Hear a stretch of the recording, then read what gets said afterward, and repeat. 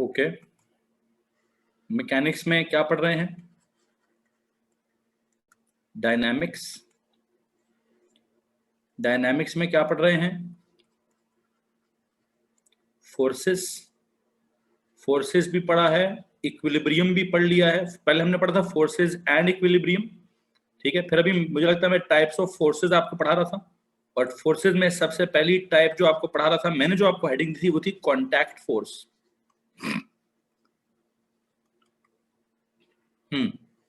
जिसका मतलब क्या था, नाम क्या था इसका? मतलब हमने कहा it is the force that is developed due to the contact of two objects, due to the contact of two surfaces. जब भी दो ऑब्जेक्ट्स के सर्फेसेस कॉन्टैक्ट करते थे, जी मुझे मालूम, जब भी दो ऑब्जेक्ट्स के सर्फेसेस आपस में कांटेक्ट में आते थे, तो एक कांटेक्ट की वजह से या तो एक along the along the surface एक फोर्स डेवलप होती थी, जिसको मैंने आपको फ्रिक्शन लिखवाया था, और एक force perpendicular to the surface develop होती थी, जिसको मैंने आपको क्या लिखवाया था? नॉर्मल रिएक्शन लिखवाया था। फिर मैंने क्या किया, मुझे लगता है मैंने आपको डिफरेंट केसेस लिखवाए थे, ठीक है। हेडिंग जो हमारी चल रही है, मुझे मालूम है जी, हमारी हेडिंग चल रही है different cases of contact forces. Okay, तो मैं स्ट्रेट अवे इन केसेस की तरफ जाने की कोशिश करता हूं। Different cases of contact forces में सबसे पहला जो मैं आपको अभी केस लिखवाने लगा हूं वो क्या है, सुनिए जी। केस नंबर 1 कि अगर कोई लफ्ज आए डिफरेंट केसेस ऑफ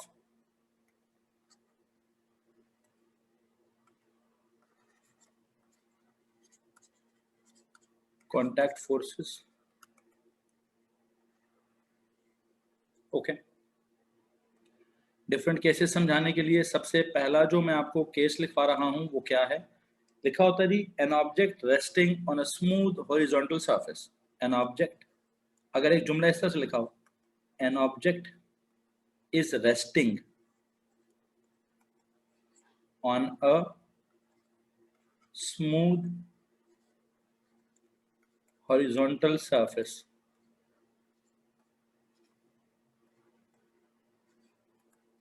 तो हम क्या करेंगे?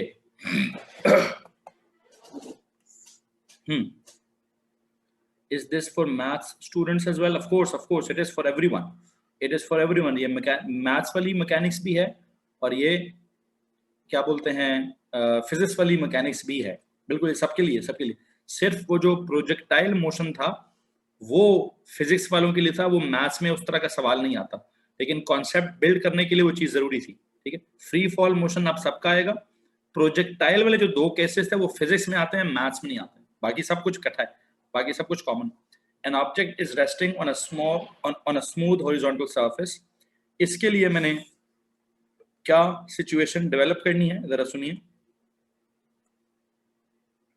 मिसाल में ये लेता हूं, देयर इज दिस सरफेस, इस सरफेस के ऊपर क्या पड़ा है? देयर इज एन ऑब्जेक्ट,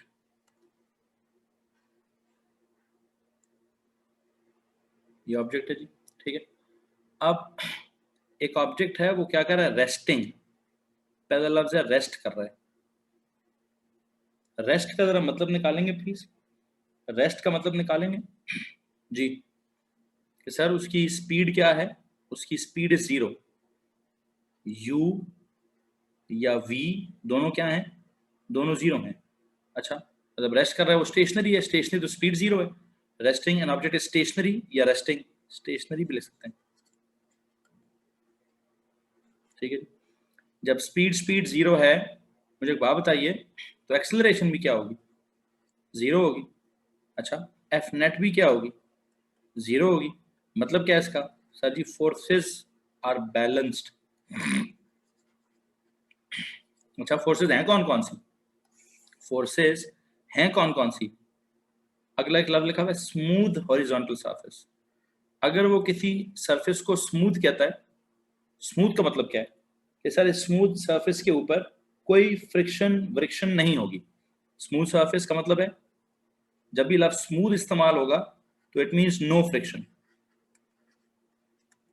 ठीक है, या इसका मतलब होगा friction can be ignored, friction is ignored, या नो फ्रिक्शन, जो भी लिखो यार, फ्रिक्शन कैन बी इग्नोर्ड। ठीक है, अब फ्रिक्शन तो है कोई नहीं अब एक ऑब्जेक्ट बस पड़ा हुआ है, just it is just resting, there is no driving force, there is no frictional force, the only forces acting are, the only forces acting are, I believe कि इसके ऊपर एक फोर्स एक्ट कर रही है नीचे की तरफ, जो कि उसके सेंटर ऑफ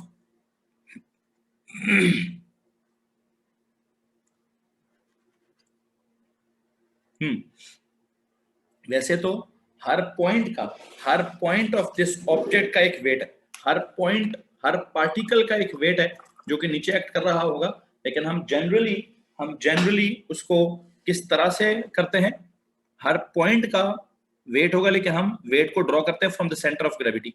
ओके, ये वेट हो गया, weight is acting vertically downwards. ठीक है, फिर इसी सरफेस के बिल्कुल परपेंडिकुलर एक ऊपर की तरफ फोर्स होगी जो कि फ्रॉम द सरफेस एक्ट करेगी, फ्रॉम द सरफेस एक्ट करेगी, दैट इज, आई होप आपको पता है इस बारे में, नॉर्मल रिएक्शन। ठीक है, इस सिचुएशन में कांटेक्ट फोर्स क्या है, इट इज जस्ट एक कांटेक्ट तो हो रहा है, यहां पे फोर्सेस आर बैलेंस में मैं क्या लिखूंगा, W is equals to R. What is W? W is weight. What is R? It is the normal reaction. It is normal reaction. और इस normal reaction का मतलब क्या है? It is actually the vertical component of contact force. It is actually the, what is it? It is perpendicular to the surface. ऐसे में ना, मुझे एक बात बताओ, आपने लफ्ज नॉर्मल पहले कभी सुना? जी, मैंने इस लफ्ज पे थोड़ी सी बहस करना चाहता हूं कि जब मैं इसको yes in waves, yes light में या वेव्स में आपने सुना होगा, ठीक है, नॉर्मल क्या होता था, मतलब इस नॉर्मल का हम इसको नॉर्मल रिएक्शन क्यों कहते हैं, इसलिए इधर इधर लफ्ज नॉर्मल क्यों लिखा हुआ है, इधर लफ्ज नॉर्मल क्यों लिखा हुआ है, यस वहां पे ना हम किसी सरफेस के परपेंडिकुलर एक लाइन लगाते थे ओ लेवल्स में, जिसको हम नॉर्मल कहते थे। It is not a straight line, it is a perpendicular line. Normal का मतलब क्या होता है?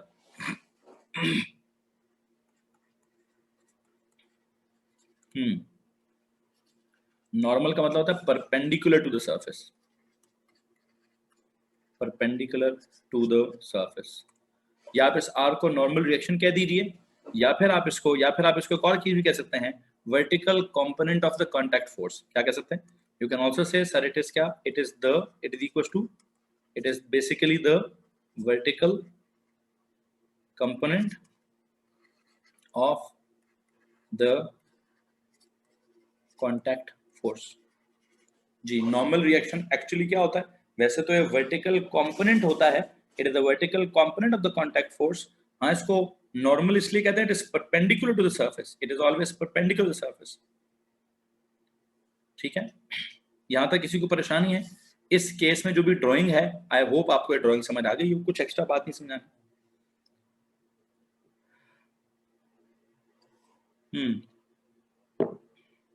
सो एक बच्चे ने कहा, sir yesterday you made us write the definition of contact force but you did not explain is, so are you explaining it right now? The definition is not just the definition, I am explaining you the whole process, you know, पूरा contact force की detail समझा रहा हूँ।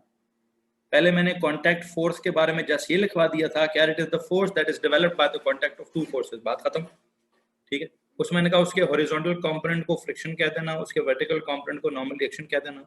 अब वो बात अगर आपको ज्यादा समझ आई कि नहीं आई, अब मैं बिल्ड कर रहा हूं कॉन्सेप्ट को with the help of some cases. ठीक है कैसे?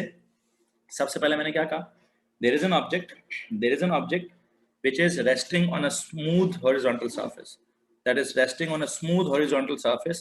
इसमें स्मूथ का मतलब निकाल दिया, ठीक है, हॉरिजॉन्टल का मतलब निकाल दिया, ठीक है, रेस्टिंग का मतलब निकाल दिया, फोर्सेस आर बैलेंस का मतलब निकाल दिया, सब कुछ जो सिखा सकता था सिखा दिया। आपने कुछ पूछना है तो पूछ लीजिए,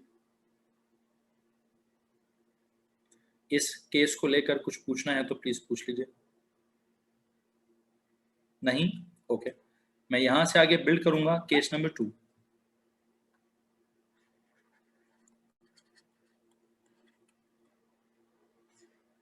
What is case number 2? It is that an object is resting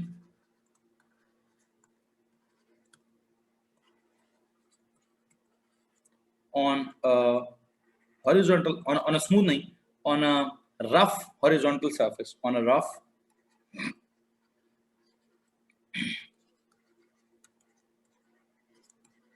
horizontal surface. अच्छा, अभी भी रेस्ट ही कर रहा है, लेकिन अब मुसीबत है अब हॉरिजॉन्टल नहीं, अब रफ सरफेस है. देखते हैं जी. There is that object, there is that surface, but this surface is not smooth now. What is it? It is rough. इसके अंदर कुछ रफनेस है, मतलब it will offer some resistance. It will offer some resistance. ठीक है, it will offer some resistance. ठीक है, it will offer some resistance. बहरहाल ये कितनी रेजिस्टेंस ऑफर करेगा देखेंगे.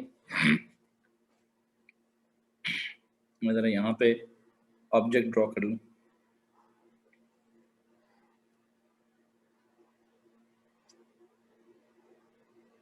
There is that object.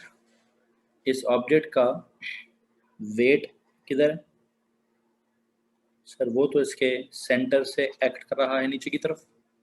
Vertically चूंकि ये मूव शूव कोई नहीं कर रहा, तो यहाँ ऊपर की तरफ इस पे आर एक्ट कर रहा है. ऐसा क्यों हुआ? ऐसा क्यों हुआ? बिकॉज यू नो क्या लिखा हमने यहाँ पे? It is resting. और रेस्टिंग का मतलब क्या है? रेस्टिंग का मतलब क्या है कि sir u is equals to v is equals to 0, which means sir a is equals to 0, which means f net is equals to 0, which means forces are balanced, not just the horizontal ones, but you know what, you know, not just the vertical forces are balanced. का मतलब होता है sigma fy 0 है. Sigma fy 0 का मतलब क्या होगा? Sigma fy भी 0 है और सिग्मा fx भी 0 होंगे. It's not just like a sigma f y 0 होगा, sigma f of x भी 0 होगा and sigma f of y भी 0 होगा. ठीक है, अब उस तरफ आता हूं मैं. रफ का मतलब क्या है?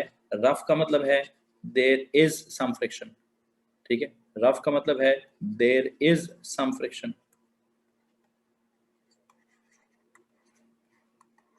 ठीक है, और जो फ्रिक्शन है that depends upon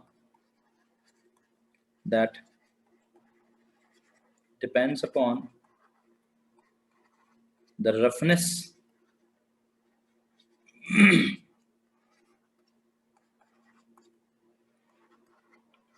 of the surface. There is some friction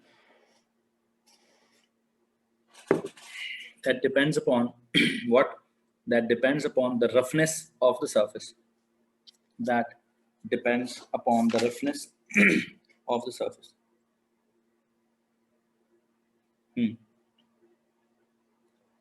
So you know what? That depends upon, sir अगर कोई चीज़ का ज़्यादा वेट है और उसे टेबल पर रख दें और वो टूट जाए तो उसका वेट रिएक्शन फोर्स से ज़्यादा है. ठीक कह रहे हो बेटा, लेकिन मैं जो पढ़ा रहा हूँ उधर ध्यान दो प्लीज़. मोहम्मद हैदर बेटा, जो पढ़ा रहा हूँ उधर ध्यान दो. ठीक है, मैं आपको यहाँ पे समझा रहा हूँ कि नीचे की तरफ वेट है, ऊपर की तरफ रिएक्शन है. ठीक है, अगर ये सरफेस हॉरिजॉन्टल है, अगर ये सरफेस हॉरिजॉन्टल है तो देयर इज सम फ्रिक्शन, जो कि डिपेंड करेगी किस पे? That depends upon the roughness of the surface. That depends upon the roughness of the surface. अब अगर वो रफनेस ऑफ द सरफेस पे डिपेंड करता है तो जरा सुनिएगा गौर से. Friction is directly proportional to roughness of the surface. Roughness को डिफाइन करने के लिए, रफनेस के लिए क्या होता है? कोएफिशिएंट ऑफ रफनेस के लिए एक सिंबल होगा ये म्यू. क्या? Roughness of the surface. If the surface is rough, वैसे एक बात बताऊं, एक सेकंड रुको जरा. रफ हॉरिजॉन्टल सरफेस पे कोई ना कोई फ्रिक्शन होगी, जो कि सरफेस की रफनेस पर डिपेंड करेगी, और जो सरफेस की रफनेस है, ये जो सरफेस की रफनेस है, इसको रिप्रेजेंट में किस चीज से करूंगा, इसको रिप्रेजेंट में किस चीज से करूंगा सर जी? इस सरफेस की रफनेस को आप रिप्रेजेंट कीजिए किस बात से? By the it is represented by the coefficient of friction. It is represented by the, इसके लिए एक सिंबल होता है म्यू, और उसको हम पढ़ते क्या है? उसको हम पढ़ते क्या है? म्यू, उसको हम पढ़ते क्या है? We also call it coefficient of friction. Coefficient of friction, हम उसको क्या कहेंगे जी? कोएफिशिएंट ऑफ फ्रिक्शन कहेंगे, कोएफिशिएंट ऑफ फ्रिक्शन कहेंगे। अच्छा, अब मुझे एक बात बताइए, अगर मैं इसको कोएफिशिएंट ऑफ फ्रिक्शन कहूंगा तो जितनी ज्यादा ये कोएफिशिएंट ऑफ फ्रिक्शन होएगी, क्या आप कह सकते हैं कि सर उतनी ज्यादा फ्रिक्शन होएगी? रफनेस को रिप्रेजेंट करने के लिए हमने एक सिंबल यूज किया है, बड़ा टेढ़ा मेढ़ा सा, म्यू। म्यू, इसको रीड पता कैसे करते हैं? It is read as mu, M U, mu. It is a U, it is not a U, it is a mu. U क्या होता है? LMNO PQRST, ये बोला LMNO, वो जो UVW होता है, ये वो UVW नहीं है, थोड़ा सा स्टाइलिश यू है। स्टाइलिश यू को म्यू कहते हैं, पता नहीं ग्रीक है कि लैटिन है, ये मुझे नहीं पता, किसी और जुबान का ये लफ्ज है, ठीक है? माइक्रो की तरह, हाँ यस एग्जैक्टली, माइक्रो की तरह, mu, we call it mu. Please इसको साइड पे क्या लिख दीजिए? It is read as mu. हाँ, माइक्रो का भी ऑलमोस्ट यही सिंबल है, माइक्रो का भी ऑलमोस्ट यही सिंबल है, लेकिन वो प्रीफिक्स में माइक्रो है ना, वो प्रीफिक्स में माइक्रो का सिंबल है, ये प्रीफिक्स नहीं है, ये एक फिजिकल क्वांटिटी है, एक फिजिकल क्वांटिटी का सिंबल है म्यू। इसके नीचे एक छोटा सा जुमला लिखिए, greater the value of mu greater will be the friction.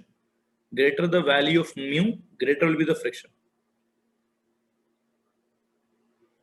अब मेरा सवाल ये है मेरा सवाल ये है कि अगर मैं इसको किधर धक्का लगाने की कोशिश कर रहा हूं, अगर मैं इसको इधर धक्का लगाने की कोशिश कर रहा हूं, अगर मैं इसको इधर कोई ड्राइविंग फोर्स लगाने की कोशिश कर रहा हूं, तो प्लीज बताइए फ्रिक्शन किधर पैदा हो रही है?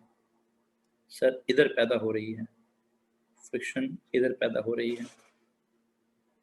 अगर मैं इसको राइट की तरफ धक्का लगाने की कोशिश कर रहा हूं और ये रेस्ट पर है, मतलब मूव नहीं कर रहा, और ये रेस्ट पर है, ये मूव नहीं कर रहा, तो अगर ये मूव नहीं कर रहा तो बेटा सुनिए, सिग्मा एफ एक्स जीरो का मतलब क्या है? Forward force is equal to backward force. Forward force कौन सी है? ड्राइविंग फोर्स, जो हम धक्का लगा रहे हैं, जो हम धक्का लगा रहे हैं, अगर ये रेस्ट पर है, ये मूव नहीं करता, u is equal to v is equal to zero है, acceleration is equal to zero है, F net is equal to zero है, फोर्सेस बैलेंस्ड हैं, forward is equal to backward होगा, forward is equal to backward. चलो जी, driving force frictional force के बराबर होगी।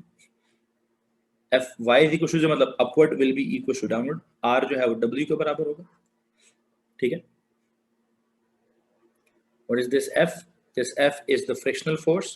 What is it? It is the, ये F क्या चीज है? It is the frictional force. और ये frictional force क्या चीज होती है? This F is friction. या फिर या कि ये sir, this is the horizontal component. This is the horizontal component of the contact force. This is the horizontal component of the contact force.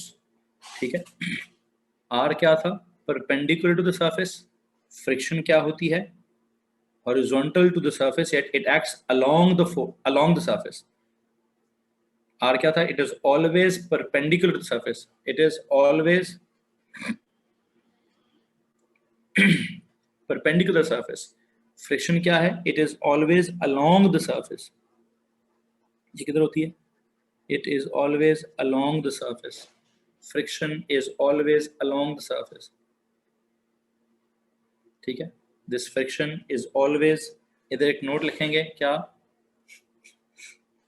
This friction is always, किधर जी, it is always along the surface, it is always along, जहां भी जगह आपके पास लिख दो यार, दिस फ्रिक्शन इज ऑलवेज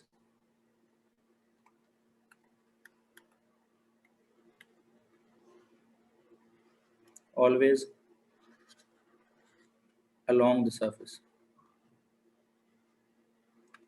ठीक है, friction is always along the surface, friction is always along the surface, ठीक है, ठीक है जी।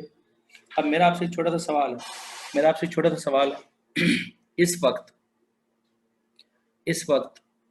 an object is resting, an object is resting on a rough horizontal surface, resting मतलब speed 0, acceleration 0, forces are 0, मतलब F net is 0, forces are balanced। आप इसके बारे में क्या लफ्ज मुझे बताएंगे, मैं क्या कहूं, ऑब्जेक्ट इज इन व्हाट, इस वक्त object is in what, object is in equilibrium, क्या मैं कह सकता हूं, क्या मैं ये जुमला इस्तेमाल कर सकता हूं कि ऑब्जेक्ट इज इन इक्विलिब्रियम? अच्छा, ये कब तक इक्विलिब्रियम में रहेगा, ये कब तक इक्विलिब्रियम में रहेगा? जब तक ड्राइविंग फोर्स फ्रिक्शन से, डीएफ इज ड्राइविंग फोर्स, कोई भी धक्का लगा रहा है, या मैं धक्का लगा रहा हूं या आप धक्का लगा रहे हैं, ये गाड़ी है और गाड़ी में इंजन है और इंजन आगे की तरफ कोई फोर्स प्रोड्यूस कर रहा है, कोई भी जो धक्का लगाएगा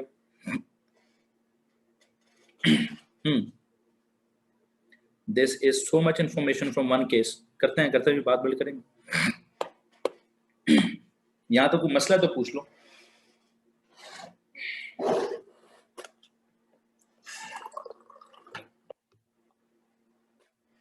I know this is so much information from one case.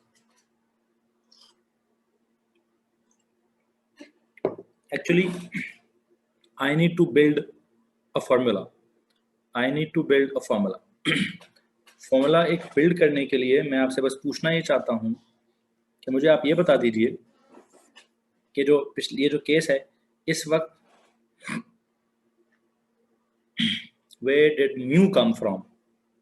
बेटा मैंने कहा the surface is rough, यहां तो कोई प्रॉब्लम है, रफ होने का मतलब है देयर इज सम फ्रिक्शन, ठीक है जी। अब वो फ्रिक्शन किस पर डिपेंड करती है? That depends upon the roughness of the surface, ठीक है। सरफेस की रफनेस के लिए मुझे कोई तो क्वांटिटी बनानी है, सरफेस की रफनेस को डिस्कस करने के लिए, डिस्क्राइब करने के लिए मुझे कोई तो कोफिशिएंट बनाना है, कोई क्वांटिटी बनानी है। जो क्वांटिटी है उसका सिंबल है म्यू और उस क्वांटिटी का नाम है कोएफिशिएंट ऑफ फ्रिक्शन। हालांकि नाम होना चाहिए था रफनेस, नाम होना चाहिए था रफनेस, बल्कि चलो एक काम करो, कोएफिशिएंट ऑफ फ्रिक्शन नहीं लिखता। मैं अगर आपसे ये कहूं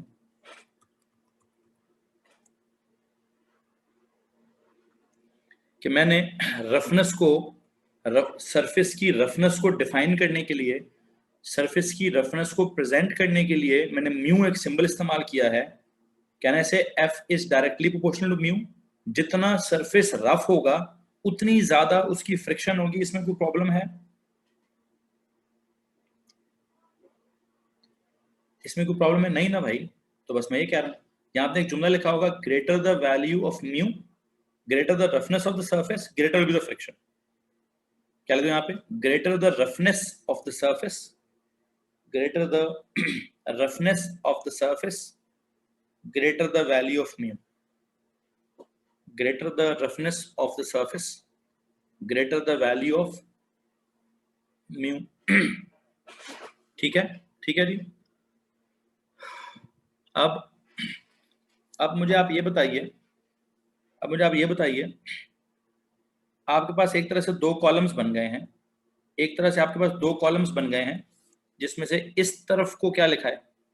इस तरफ को आपके पास बात लिखी हुई है F is directly proportional to mu, और आपने एक नोट लिखा है क्या? Greater the roughness,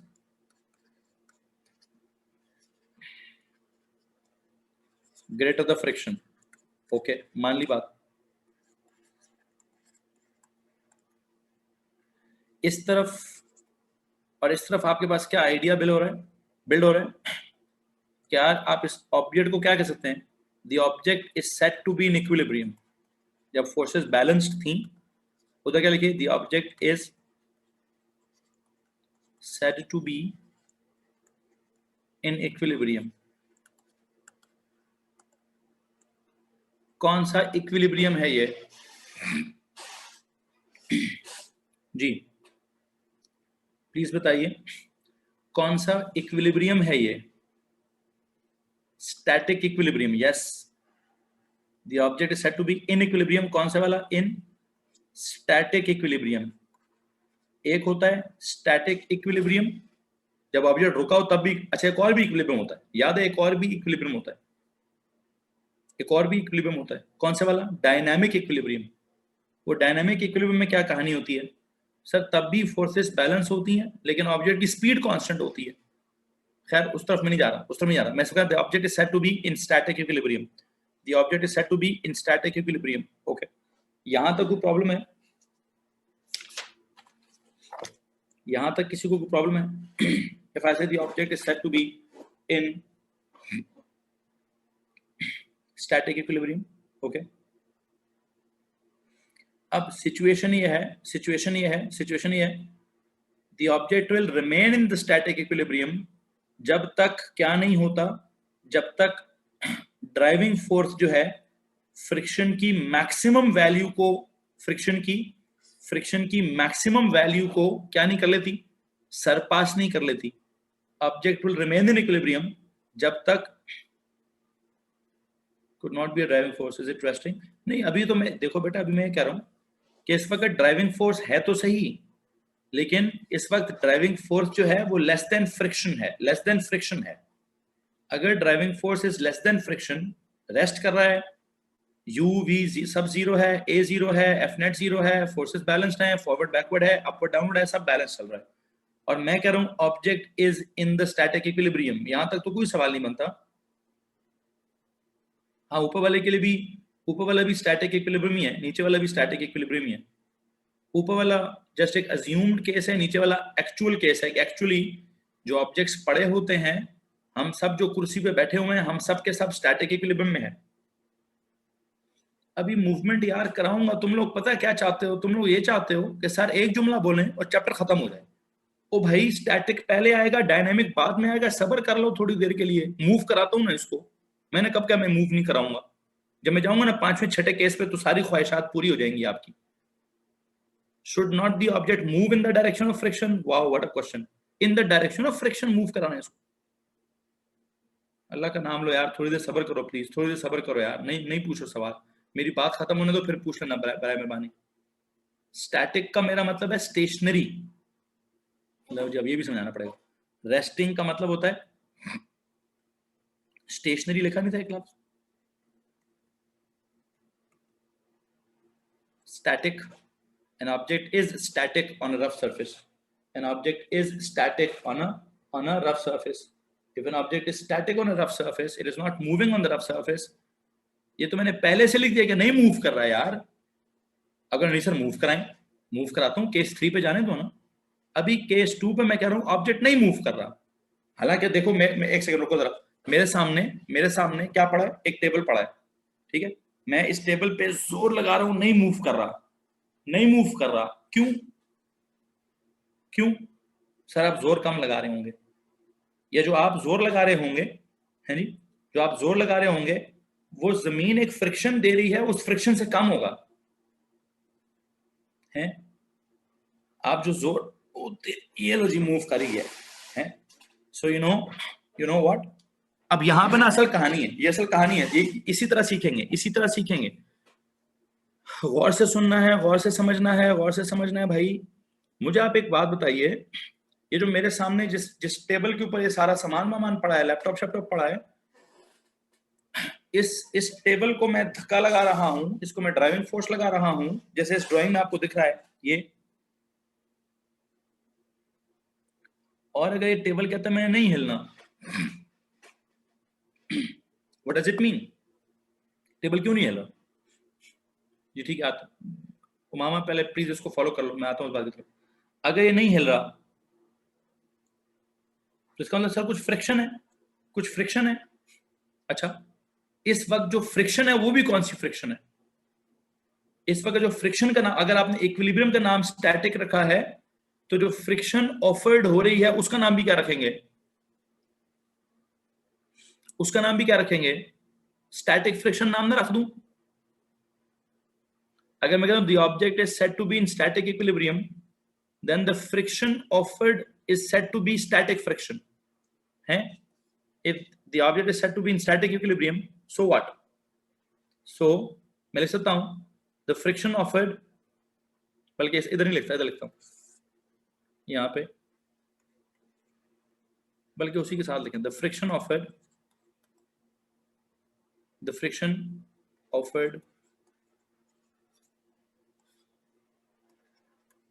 is said to be static friction। इन लफ्जों में प्रॉब्लम है तो पूछो भाई, इन लफ्जों में कोई प्रॉब्लम है तो पूछो भाई। नहीं? अच्छा ओके जी, यहां से आगे मैं चलता हूं। यहां से आगे जो मैंने अभी आइडिया बिल्ड करना है वो ये है, सवाल लिखो, what is the maximum value of static friction? what is the, आता हूं सवाल की तरफ, what is the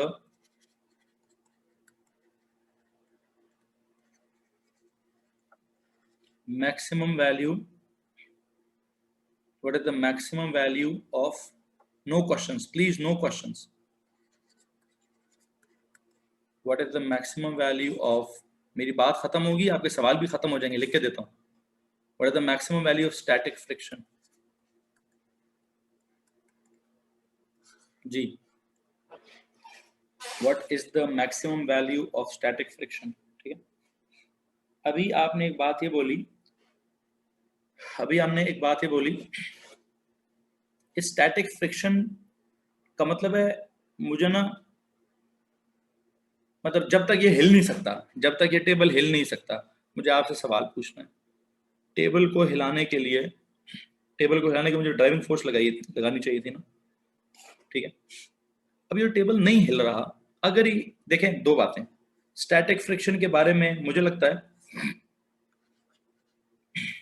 एक तो ये डिपेंड करती है म्यू के ऊपर, वो तो मैं आपको पहले से सिखा चुका, एक और चीज भी है भाई, एक और चीज पे भी ये डिपेंड करती है, एक और चीज पर भी ये डिपेंड करती है, पता है वो क्या है? वो है सर जी, अगर ये टेबल, हाँ एग्जैक्टली, उस बच्चे ने बोला सर, एक ने बोला mass of the table, sir जितना ज्यादा टेबल का मैस है उतना जोर लगाना पड़ेगा आपको, ठीक है। एक ने बोला नहीं सर मैस नहीं, वेट ऑफ द टेबल, ठीक है, मुझे उससे भी बेहतर काम करना है, मैं वेट भी नहीं कहना चाहता, मैं कहना चाहता हूं normal reaction of the table, चूंकि friction horizontal component of the contact force है, normal reaction vertical component of the contact force है, तो मैंने हॉरिजॉन्टल कंपोनेंट और नॉर्मल वर्टिकल कंपोनेंट को आपस में रिलेट करना है, ठीक है, बजाय इसके कि मैं ये कहूं कि जो स्टैटिक फ्रिक्शन है वो टेबल के मास पे डिपेंड करती है, उससे बेहतर बात है मैं कहूं कि स्टैटिक फ्रिक्शन जो है वो टेबल के वेट पे डिपेंड करती है, वेट से भी बेहतर बात है कि मैं कहूं, क्योंकि इस सिचुएशन में, अभी जो आपने सिचुएशन लिखी है उस सिचुएशन में क्या था सर, वेट नॉर्मल रिएक्शन के बराबर था, तो आई थिंक मैं नॉर्मल रिएक्शन को लिखना प्रेफर करूंगा, क्यों? मेरी मर्जी, और वो मर्जी कहां से निकली? मर्जी यहां से निकली, क्या फ्रिक्शन और रिएक्शन इनका ताल्लुक होना चाहिए, friction is the horizontal component of contact force and normal reaction is the vertical component of contact force, they must be related to each other, ठीक है, कि जितना ज्यादा ऑब्जेक्ट का वेट है जब वो जमीन पे आप रखते हैं उतना ज्यादा उसको नॉर्मल रिएक्शन मिलेगा और उतनी ज्यादा उसकी फ्रिक्शन होगी। चलो ये बताओ, असल बात वेट से लिंक्ड ही है, असल बात वेट के साथ ही लिंक्ड है, आई एग्री विद दैट। अब आप मेरे दो जुमलों को फॉलो करो, इन जुमलों में गलती निकालना, जितना ज्यादा ऑब्जेक्ट का वेट होगा, सॉरी शुरू से करो, जितना ज्यादा ऑब्जेक्ट का मास होगा उतना ज्यादा ऑब्जेक्ट का वेट होगा, जितना ज्यादा ऑब्जेक्ट का वेट होगा उतना ज्यादा उसको, जब वो स्टैटिक इक्विलिब्रियम में जमीन पे पड़ा है उतना ज्यादा उसका उसके ऊपर नॉर्मल रिएक्शन होगा। जितना ज्यादा नॉर्मल रिएक्शन होगा उतना ही ज्यादा फिर फ्रिक्शन भी होनी चाहिए, क्योंकि normal reaction is the vertical component of contact force. अगर कांटेक्ट फोर्स का वर्टिकल कंपोनेंट बहुत ज्यादा है तो फिर कांटेक्ट फोर्स का हॉरिजॉन्टल कंपोनेंट भी बहुत ज्यादा होना चाहिए। क्या मैं ऐसे कह सकता हूं? मेरे इन अल्फाज को लेकर किसी को प्रॉब्लम है? नहीं, नहीं कह सकता। अहमद बुखारी कहता था नहीं कह सकते। ओके भाई, तू फिर बता क्या कहूं।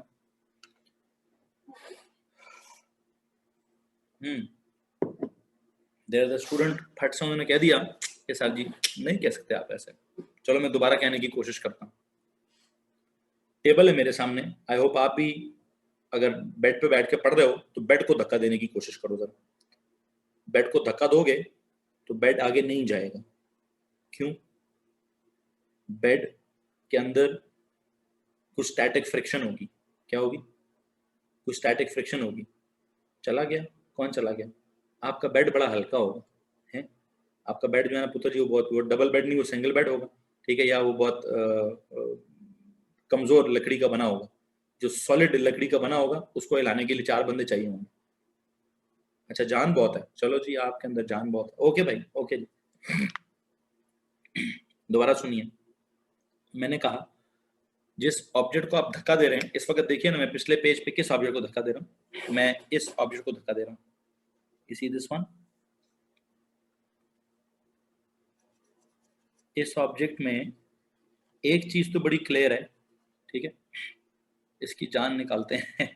इस ऑब्जेक्ट में एक चीज तो क्लियर है सर, कि नीचे की तरफ वेट है, ऊपर की तरफ रिएक्शन है। और अगर स्टैटिक है तो वेट और रिएक्शन तो बराबर है। इसमें किसी को डाउट है?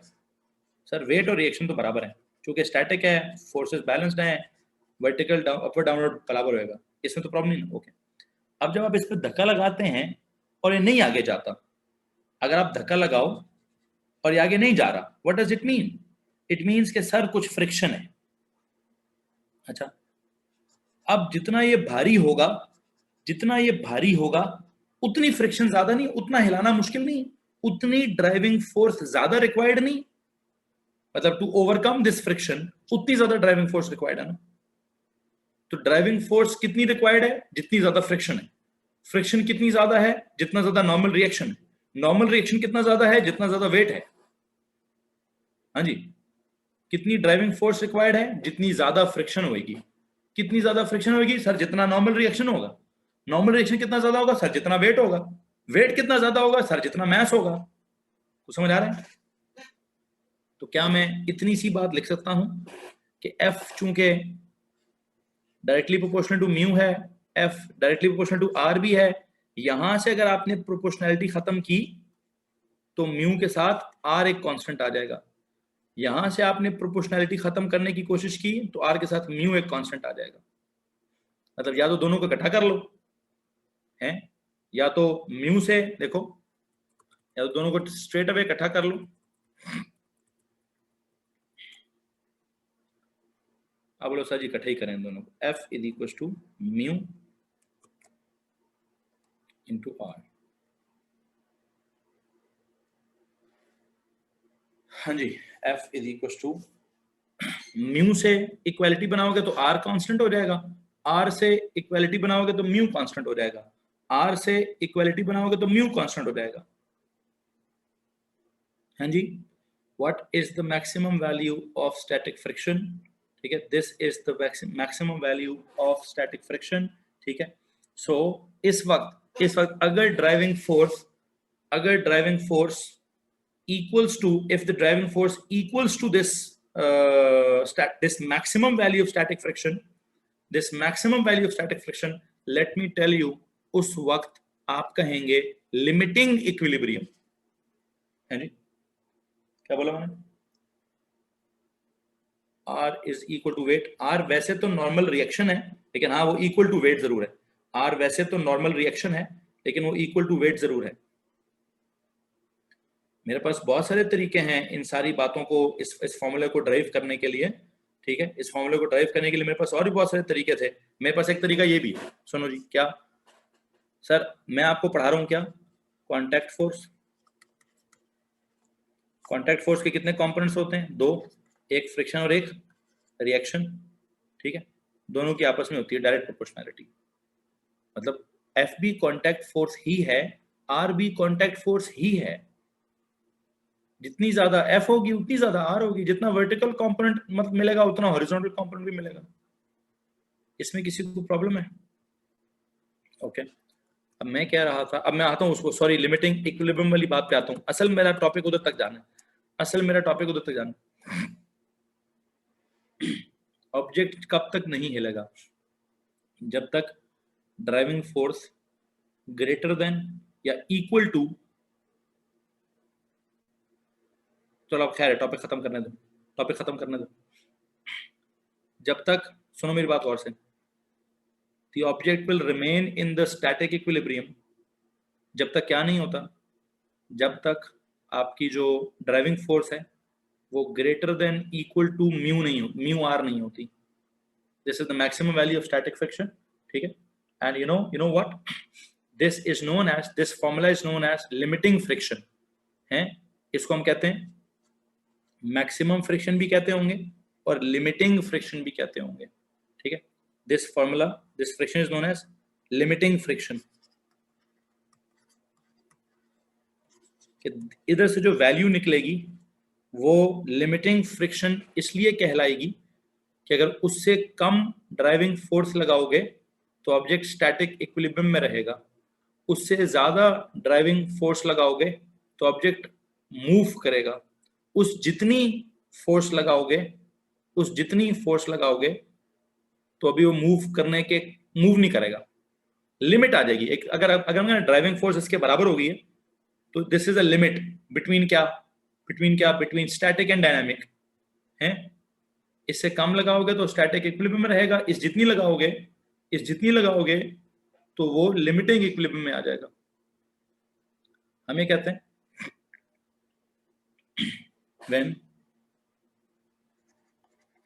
when what happens when the driving force is less than this limiting friction, is less than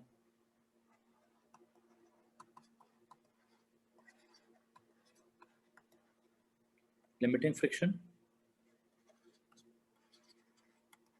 the object is in static equilibrium, ठीक है। अब but when the driving force is equal to the limiting friction, the object is said to be in what? In limiting equilibrium.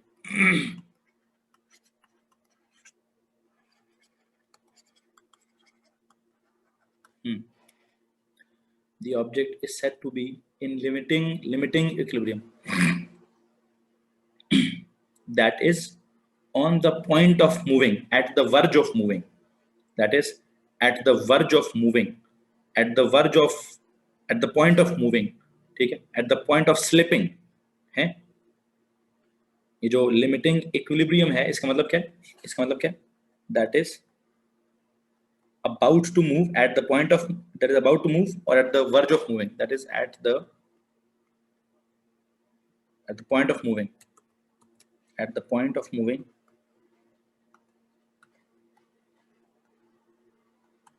या आप उसको क्या कह सकते हैं? About to move।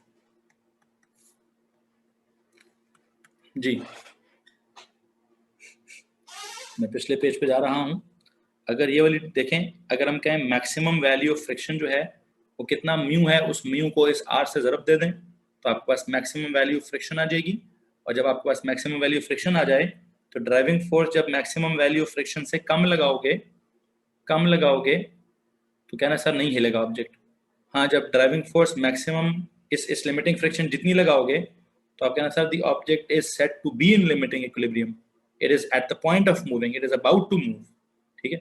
और अगर ड्राइविंग फोर्स क्या कहते हैं, लिमिटिंग, क्या नाम है इसका, लिमिटिंग फ्रिक्शन से भी ज्यादा हुई तो the object will move. That is, it might accelerate or it might be in dynamic equilibrium. खैर मैं उस तरफ नहीं जाना चाहता। मैं अभी ड्राइविंग फोर्स को ग्रेटर देन लिमिटिंग फ्रिक्शन की बात नहीं करना चाहता, ठीक है, क्योंकि वो मेरा केस 3 हो जाएगा,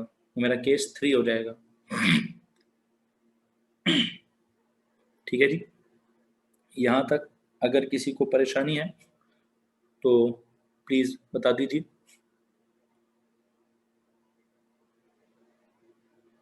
जी बच्चों, all good so far? Okay, all good so far. I have a question, please ask.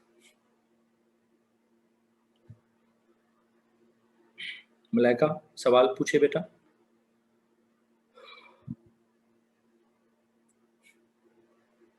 I am waiting for your question. आप टाइप करोगे या आप, मैं अनम्यूट करूं तो आप पूछना चाहोगे? Can I ask an off-topic question? No, no off-topic questions. If the forces are equal, isn't the object supposed to be in dynamic equilibrium? Okay. पहला सवाल, लीना मैं आपका सवाल भी एड्रेस करूंगा। मलाइका ने सवाल पूछा कि सर अगर फोर्सेस बैलेंस्ड हैं तो isn't the object supposed to be in dynamic equilibrium? Okay. बात हुई है बेटा, आप लोग ना शायद इस लफ्ज को, मेरी हेडिंग को देख ही नहीं रहे हो। मलाइका बेटा हेडिंग क्या लिखी है? N object is resting. क्या हेडिंग है? ये मैं पहले से प्री डिफाइन कर चुका हूं, ये मैं पहले से बाय डिफॉल्ट जो मैं आज पढ़ा रहा हूं मैं पहले से लिख चुका हूं, ऑब्जेक्ट इज रेस्टिंग। बाकी बातें तो बाद में निकली, बाकी सारी बातें तो बाद में निकली, मैं तो पहले से डिसाइड कर चुका हूं ऑब्जेक्ट रेस्ट पे है भाई, नहीं हिलेगा, नहीं हिल रहा। ओके ओके भाई, अब नहीं हिल रहा का क्या मतलब है? हमने बाकी सारे ना हिलने के मतलब निकाले हैं कि सर ना हिलने का मतलब है स्पीड 0 है, ना हिलने का मतलब यह है कि सर एक्सेलरेशन 0 है, एफ नेट 0 है, फोर्सेस बैलेंस्ड हैं, एफ एक्स 0 है, सिग्मा एफ वाई 0 है, फॉरवर्ड बैकवर्ड के बराबर होगा, अपवर्ड डाउनवर्ड के बराबर होगा। फॉरवर्ड बैकवर्ड ये होगा, सॉरी अपवर्ड डाउनवर्ड ये होगा, फॉरवर्ड बैकवर्ड शायद ये हो। ये क्या है ये? सर फॉरवर्ड अगर ड्राइविंग फोर्स है तो बैकवर्ड फ्रिक्शन होगी। डायनेमिक इक्विलिब्रियम बेटा मेरा केस 3 है। आप लोग क्यों इस बात को नहीं समझते हो कि थोड़ा सब्र कर लो। मैं अपना केस 3 जब लिखूंगा ना, N object is moving at a constant speed, तो आ जाएगी वहां पे बात बेटा। अभी देखो मैंने पहले से लिखा है रेस्ट कर रहा है। अब देखो ना, आप लोगों के आसपास कोई टेबल या बेड पड़ा होगा, उस पर थोड़ी सी फोर्स लगाओ, हिलता है? आप फोर्स तो लगा रहे हो, देखो आप उस टेबल पे या बेड पे फोर्स तो लगा रहे होगे, लेकिन समटाइम्स वो नहीं हिलता। जब वो नहीं हिलता तो वो क्यों नहीं हिलता? क्योंकि कुछ फ्रिक्शन होती है। वो कितनी फ्रिक्शन होती है? जब तक वो नहीं हिलता तब तक वो स्टैटिक फ्रिक्शन होती है। और वो कब तक नहीं हिलेगा? जब तक स्टैटिक फ्रिक्शन की मैक्सिमम वैल्यू अचीव नहीं होगी, जब तक ड्राइविंग फोर्स स्टैटिक फ्रिक्शन को सरपास नहीं करेगी, जब तक ड्राइविंग फोर्स स्टैटिक फ्रिक्शन से ज्यादा नहीं होगी। अब स्टैटिक फ्रिक्शन होगी कितनी? उसका formula F is equal to mu R. इसका मारो रटा। म्यू कौन है? रफनेस है। आर कौन है? आर सर जी वो नॉर्मल रिएक्शन है। जब आपकी ड्राइविंग फोर्स इससे कम है, जब आपकी ड्राइविंग फोर्स इससे कम है, no movement at all, no movement at all. जब आपकी ड्राइविंग फोर्स इसके बराबर हो जाए तो आपको सर लिमिट आ गई है, इसके बाद मूव करेगा आप। नॉट, मैंने ये तो नहीं कहा इट इज मूविंग लीना बेटा, मैंने ये कहा इट इज मूविंग, मैंने कहा it is at the point of moving, it is about to move. अब अगर आपने फोर्स थोड़ी सी भी ज्यादा कर दी, एक कतरा भी फोर्स ज्यादा हो गई, इंच नहीं, 1 न्यूटन भी फोर्स ज्यादा हो गई, तो फिर वो एक्सेलरेट करेगा या वो मूव करेगा। जब तक ड्राइविंग फोर्स इस लिमिटिंग फोर्स के बराबर ही, तब तक मैं नहीं मूव कर रहा सर, नहीं मूव कर रहा। ठीक है, इससे ज्यादा होगा तो मूव करेगा, इससे ज्यादा होगी तो मूव करेगा। ठीक है, अब उसके लिए मैंने क्या सिचुएशन लगानी है वो तो आगे की बात है, उसके लिए तुम्हारा टाइम खत्म हो चुका है। मुझे तो लगता था मैं पता नहीं सारे केसेस आज पढ़ा दूंगा, लेकिन आप एक केस को लेकर ही बैठ गए, हम एक केस को लेकर ही बैठ गए हम। मुझे उम्मीद है चलो अच्छा समझ आया होगा। चलो जी, जी बेस्ट हो गया, बेस्ट हो गया, चलो ठीक है जी। अब एक काम करो, अब एक काम करो, इतना लंबा केस था नहीं, वो समझाना डिटेल लंबी हो गई भाई, अगर ये सिंपल सी बात थी। अब ये जो 2 पेजेस हैं, इन 2 पेजेस की तस्वीर लो। जी भाई, इन 2 पेजेस की इस वाले की इसका स्क्रीनशॉट लो। ये मेरा केस पता कौन सा है? This is case number 6। बल्कि एक सेकेंड, केस 2 3 पे वो पढ़ाता हूँ, 4 पे पढ़ा। This is case 4, this is case 4।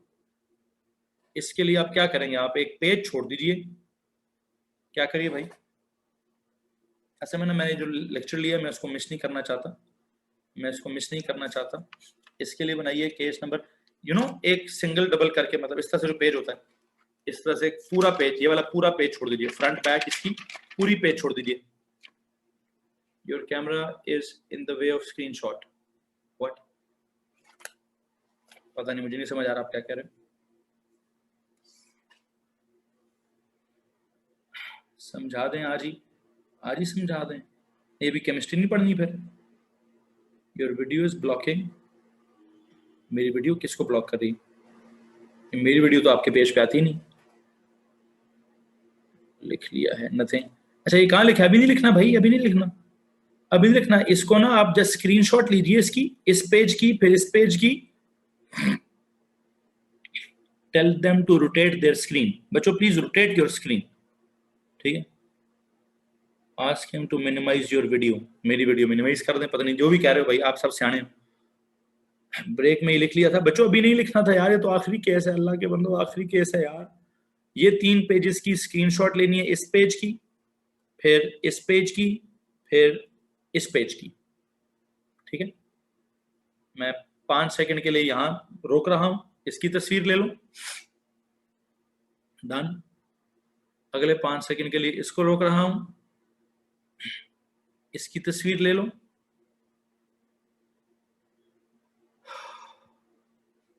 Done. और अगले 5 सेकंड के लिए इस पे रोक रहा हूं, इसकी तस्वीर ले लो। पढ़ाऊंगा दोबारा, लेकिन इसको लिख लोगे तो ओ लेवल्स का लेक्चर है, कोई इतना बड़ा मसला नहीं है। मैं इसको इसके अंदर ए लेवल्स वाली बात ऐड करूंगा, ठीक है। When we reach there, should you, अभी अगर घर में देखो फारिग हो गया ना भाई, ठीक है, घर में फारिग हो गया, मैं बस ये कह रहा हूँ कि आपने क्या करना है, इसको कॉपी पर उतार लें। ऑफ कोर्स इसको स्क्रीनशॉट इसलिए दिलवा रहा हूँ कि इसको घर में बैठकर कॉपी पे उतार लीजिएगा, एक सफा छोड़ने के बाद। क्या करने के बाद? जस्ट प्लीज 1 पेज, एक पेज लाजमी छोड़ना है भाई, एक पेज लाजमी छोड़ना है, फ्रंट और बैक का पेज लाजमी छोड़ना है, ठीक है। अब वो केस नंबर देखेंगे, बीच में कोई एक्स्ट्रा चीज एडअप हो गई तो किस ऑर्डर में लिखना है, पेज 1, पेज 2, पेज 3, कौन सा ऑर्डर, कौन सा पूछ रहे हो? Page is first one. अल्लाह अकबर। ये लो जी, this is the first page, यहां से बात स्टार्ट हो रही है। This is the second page, this is the third one, यहाँ पे बात खत्म हो रही है, यहाँ पे बात खत्म हो रही है।